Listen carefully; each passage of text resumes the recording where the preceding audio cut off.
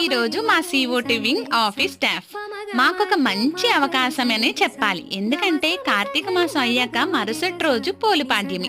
ఆ రోజు శివయ్యని దర్శించుకొని పూజించుకుంటే చాలా మంచిది. ఆ రోజు మాకు పూజ చేసే అవకాశం దొరికింది. అంతేకాదు ఎప్పట్లాగే స్వామివారి పూజ, భజనలు, హారతి, ప్రసాదం, అన్న సందర్పణ. అంతేనా, మరొక అదృష్టం ఏంటంటే లాస్ట్ వరకు ఉండి కూడా సేవ చేసే అవకాశం కూడా ఈ రోజు తీసుకున్నా.